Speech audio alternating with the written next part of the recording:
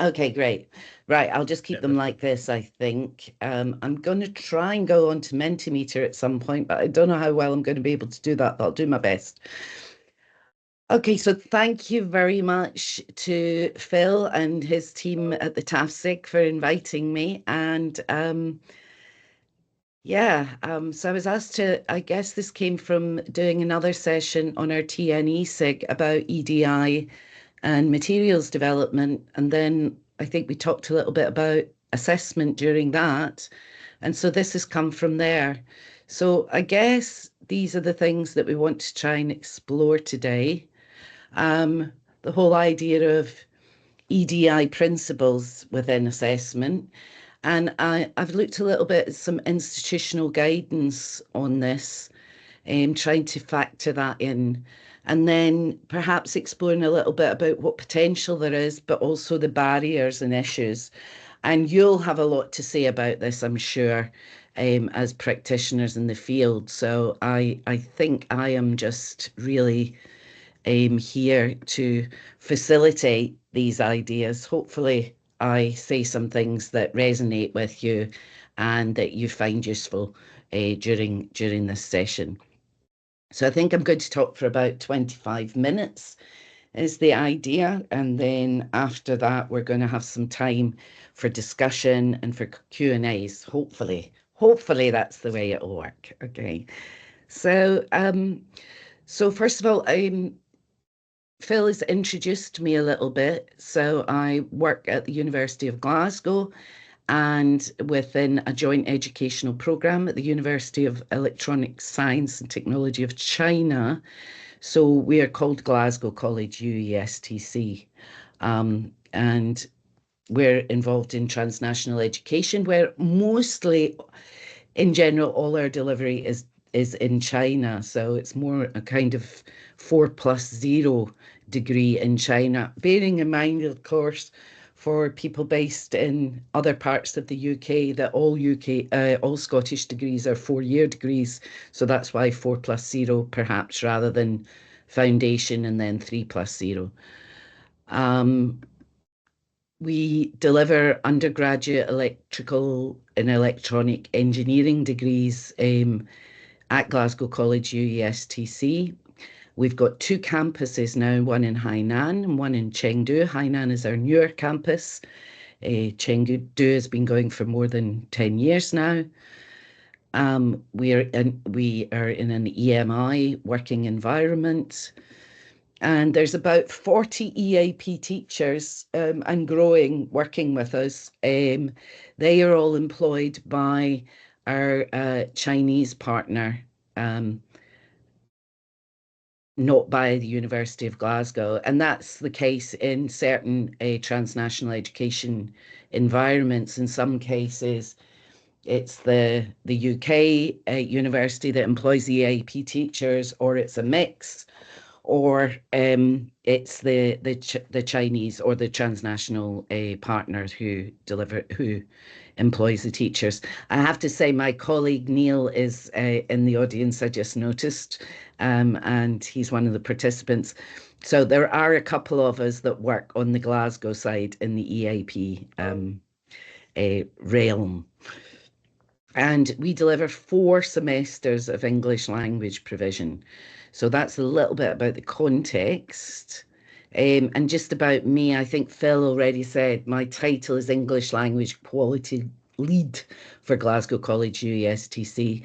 And that covers 3 main areas. So curriculum, professional or teacher development, and assessment. And as you can imagine, all these areas are interrelated. None of them can sit separately from the other. So with teacher development, we're looking at assessment. Curriculum development, we're looking at assessment. So they all link together.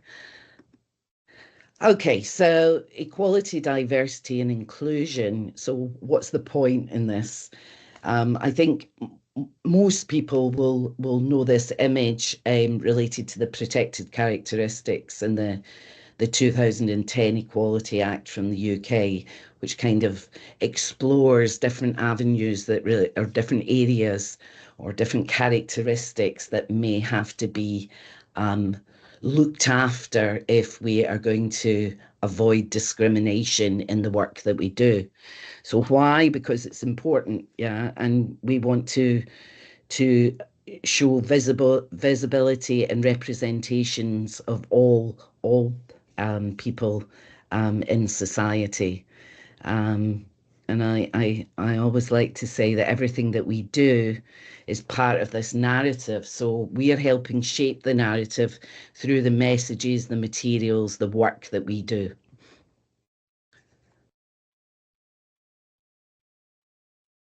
So I have a question for you,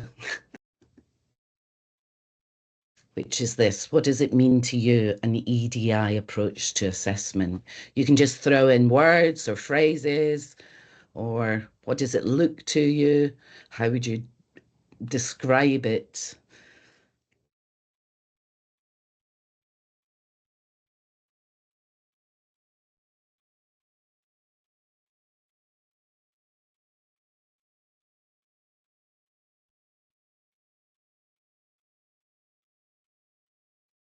So I think what's interesting, and if you look at the words and the phrases that are coming up here, is that a lot of this is related not just to assessment, but to anything that we do within the learning and teaching cycle. So I guess by extension, assessment is part of this. And so we're thinking about how we can make assessment fair and inclusive and challenging. Interesting, challenging. Is that an EDI approach is challenging, perhaps considered, nice word, unbiased. Okay, we'll give it another second to see if there are any other points. Avoiding assumptions, yeah. And we have acceptance of diversity. And perhaps we can also think about it, promoting diversity as well as just accepting it. Okay, so lots of lovely thoughts there on what assessment and EDI means. So what I've tried to do in the next few slides is just look at some reports and documents that might be useful for us to kind of frame what we think about of assessment and diversity. So the first thing that I was looking at was a report from the British Council, which was guidance related to their Elton's Awards, but what EDI means to the British Council. And the first thing I picked up on was this idea of things being intersectional. And in a moment, you'll see that they look at 6 main equality areas, but they focus on this idea of intersectionality, that actually you don't see the areas separate, but actually looking at how they cut across equality areas, and how looking at one area of diversity can also positively impact on looking at other areas of diversity. I think that's a good thing for us all to bear in mind when we're exploring how we assess and what items we use to assess and the kind of tasks we use. And okay, so here are the 6 equality areas that the British Council note, which obviously come from the protected characteristics. And then they look at it more in cross-cutting themes. So they have these wider themes and how those equality areas fit in to those wider themes, or how the wider themes cut across equality areas. Um, when I was exploring this report, I thought it was interesting that obviously the British Council is working in many different contexts, and so there were some takeaways that seemed to be useful for all of us working in an EAP context to think about, whether transnational or not.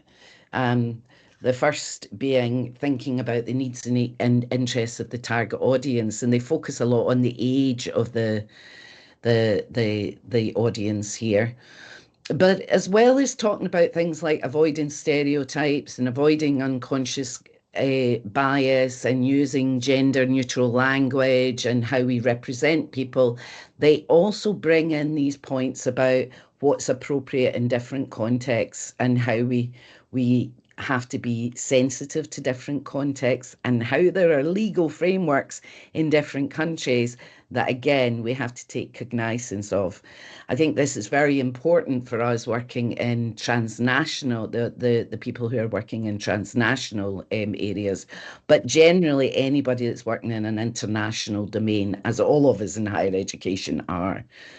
Um, so that was one thing that was quite interesting to look at. And another interesting report is a report from Advanced HE. So we're all in higher education.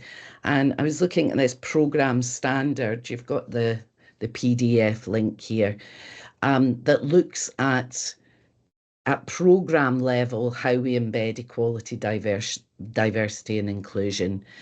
But more specifically, if we dig into what they say about assessment and feedback, get this commentary about what is important in terms of how we assess. So they talk about the processes we're using, what we're actually appraising, the way we appraise, how that appraisal is communicated. And so we see these cycles of things of how you have to look at things across all areas and all parts of the cycle when we're assessing. And then there's quite a nice framework that you can use almost as a checklist of what you're doing. So this I found quite interesting because I was able to explore from our context in the context I'm working at, to what extent do I feel that we are meeting these parts of a framework. You know, if I was picking things in a checklist, which things do I feel that in our language assessment we're meeting or doing well in, and which of those is it that we need to work on? And I mean, for example, I can pick out the 1, 2, 3, 4, 5, the sixth one, perhaps, opportunities for students to act as partners in the assessment and feedback process. And I wonder to what extent, in my context, we're really doing that. And I think that's something that I need to consider and consider what we can actually do, how we can do that better or more of. But you can see this whole idea of student choice, different approaches, a range of approaches, accessibility, non-discrimination again. So you're getting the same kind of flavour of ideas coming out. And getting closer to home at the University of Glasgow, we also have a framework that's called Learning Through Assessment, that's being developed and being worked on and being promoted at the university. And they have these 4 pillars of of of ways of looking at how we are developing assessment and how we are ensuring that students are actually developing and learning through the assessment we do. So the 4 pillars are these ideas of meaningful. Meaningful, I think, often for us in language assessment might be authentic, iterative, programmatic, and inclusive. So again, this inclusion coming through very strongly. And again, this at the top line here saying at the heart of our approach there'll be meaningful, diverse, and inclusive assessment. So we have a lot of these frameworks that help to kind of solidify our thinking about assessment. One last thing I would say is that belonging to an engineering a context, we also have criteria that comes from the accreditation of higher education programs from the Engineering Council. And again, they state these ideas of how equality, diversity, and inclusion should be embedded within the work that is done by engineers. And so this also helps to frame our thinking about what we're assessing and the ways that we're assessing our students. So that's a bit of a brief overview, very brief overview of some frameworks that perhaps we can take into our thinking. So what does this mean to us in practice? For me, I thought I could show you a little bit of what kind of assessments that we are doing in our context. So these might be very, very similar to the kinds of assessments that you're doing in your own EIP context, group discussions or interviews, listening into writing, presentations, report writing, projects, final exams. And for us, these are iterative because we do the same types of assessments with students at different stages in the learning provision. So they will be doing these similar assessment types across the different modules. So I think this helps with the iterative process, which I think is part of inclusion and helping students to feel that they can understand the processes. And in terms of being meaningful, we can look at more specific tasks that we do within these assignments to see how they link to the discipline or the program level at which the students will be working with. So again, this kind of links back to the frameworks that we've mentioned. And the next thing I wanted to consider was, what does this mean for the students in the assessment cycle? So how are the students, how is the needs of the students part of EDI? So if we're aligning our assessments to the curriculum, if the assessment outputs are linked to the needs they have, yeah, if they have good, these are things that I think we do actually on our courses. If opportunities for formative assessment, being able to understand what the marking and performance criteria is, being able to ask questions, having frequently asked questions that are iterative so that as students come up with more questions, we can provide those to students. Having these open-ended assessment tasks where there is no one right answer, and also where usually there's a choice of the way students will produce or answer the assessments, and having feedback that feeds into the next iteration of the similar assessment type. So I think those are things that we are doing which are linked to EDI. But perhaps for the students, there are also some challenges in those types of assessments and that way of framing assessment. They might not be used to such authentic assessment tasks. They might not really be able to judge their performance easily when they're looking at performance criteria, when there is no correct answer to a task. And I think within a larger programme, we have to think about whether students are being over-assessed in order to be authentic. I think this is also a challenge. And then from the teacher or the assessor's point of view, I think there are similarities in what we do well, which allows the teachers or assessors to be taking an EDI approach, or for EDI principles to be taking cognizance of the teachers and assessors. Again, some of these are similar, but you can see things like how we can involve the assessors in the whole assessment cycle so they can be involved in creating the assessments, trialing the assessments and providing feedback on those.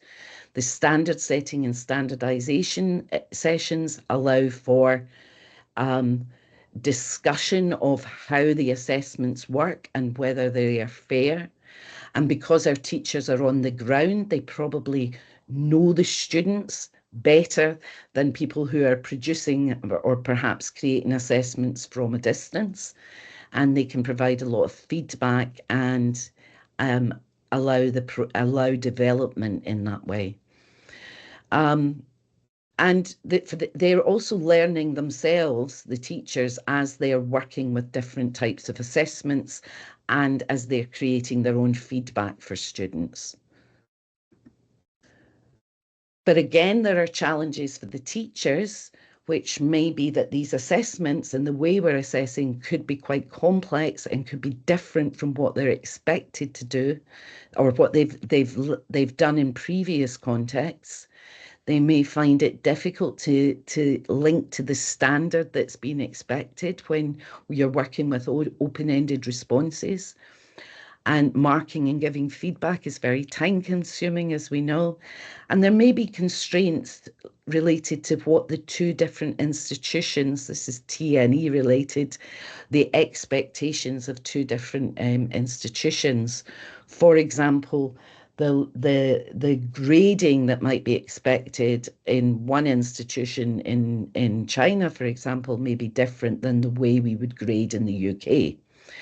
And I've put AI here, but we don't have time to talk about AI, but it is something that is a challenge for all of us when we're using authentic assessment. Okay, so then what does it look like? What does the content of the assessments that we use look like, and why would I say that we try to embed EDI principles within the content that we're using? So there's a couple of themes, I suppose, that we use throughout our assessments. Particularly in year one, we use sustainable development goals, which of course are universal and are a very useful frame for engineering, but globally they're very useful for all sorts of types of assessments, for finding content, for creating ways of looking at the world. And another area that we look at, especially in our year two, is we focus on these grand challenges for engineering, which come from the National Academy of Engineering. And these are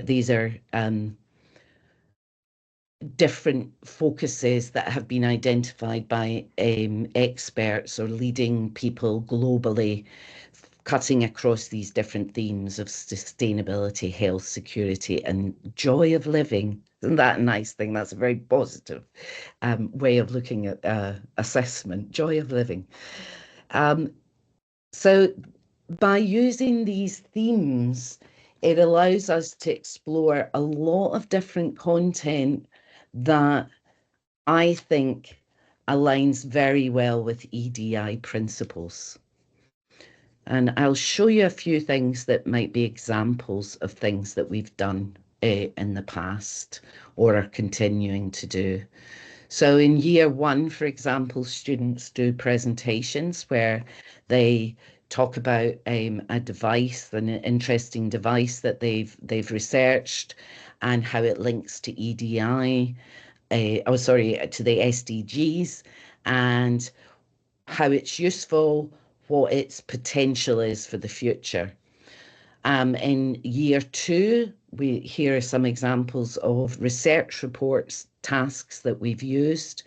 And at a programmatic level, we actually, for this task, we ask our engineering colleagues, we discuss with them at quite length to come up with these topics so that they're related to real life and real world scenarios that our students might be looking at in their engineering degree and later on. And some sample topics that you can see here that we've used, different texts that we've used, where you can see EDI coming through focusing on different people's needs, in different areas. We've got things on rural areas, people with disabilities, people from different countries. So all of these things are helping to build in EDI principles, I think, into our assessments. And a final one I thought I would show you is a task we do in our second year course, which is an internship task. The students apply for an internship post, and we embed an equality, diversity, and inclusion statement into the internship post, so the students are responding directly to things related to EDI in the workplace.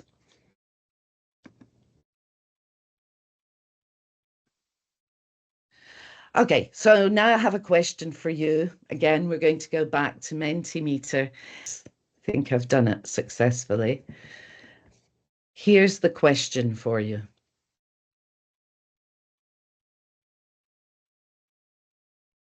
So I guess what I'm asking here is what challenges do you find exist when you are creating and conducting speaking assessments? Right, yes. Okay, so assessing paralinguistic interaction, yeah. Individual or group. Confidence, yeah. Do we end up assessing confidence in a speaking assessment?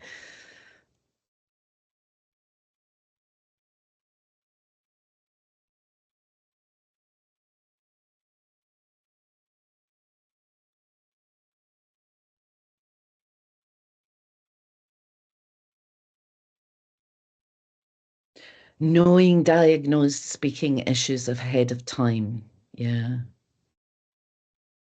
Students with disabilities are also able to take part, yeah.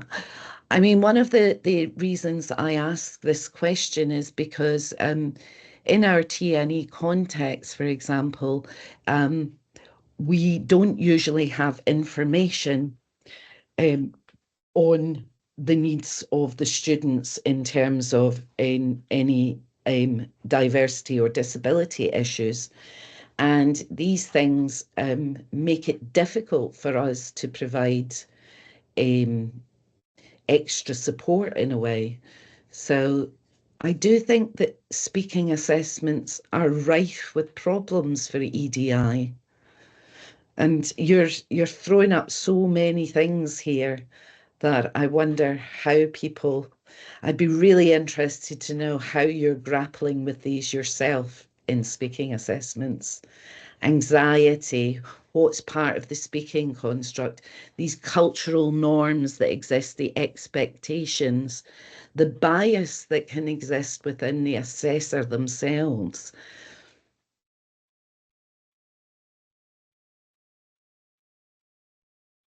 Online speaking assessments. I hadn't even thought of online speaking assessments, I have to say.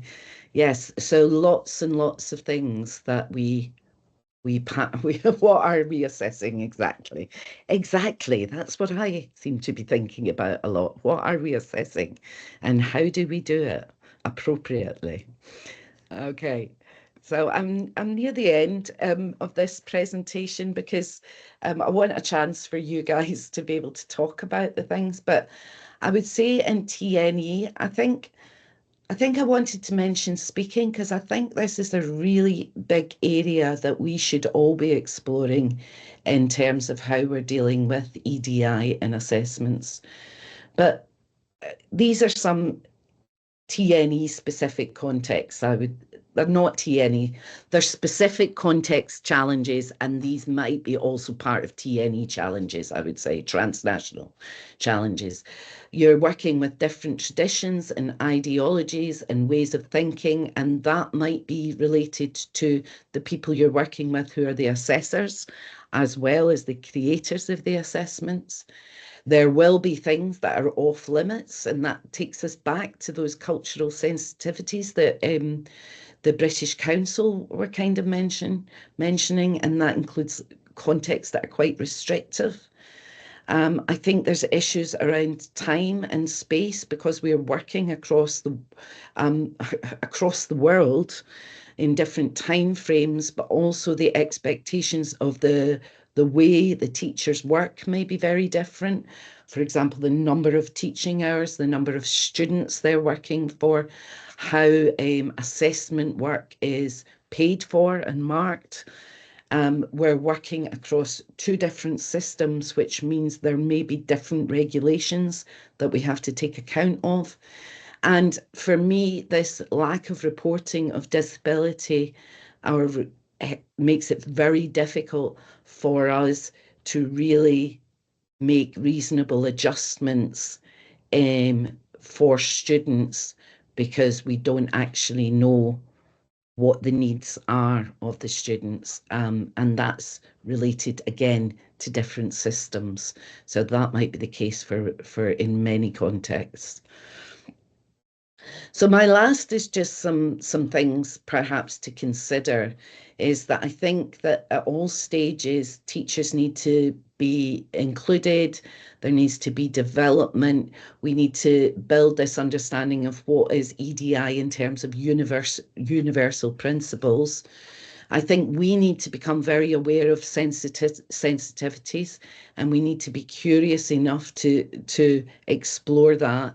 And in our context, we've built in a checking system for that so that any texts, materials that are going to be used in the assessments get checked to make sure that they're not going to cause a problem in the context that we're working. Um, this third one is something I think, particularly students, we need to think about more. But there are opportunities to include EDI themes if you keep thinking about it and looking widely at what your contexts are. Um, and I think from that, we think about it in a can-do way. What can we incorporate? We often talk about what we can't do, but I think what we can do is really, really important. And thinking about whether the assessment is actually meaningful to the context that your students are working within or that they're moving into. Um, Keeping things really realistic and opening up opportunities for discourse. So that's really all I have to say. And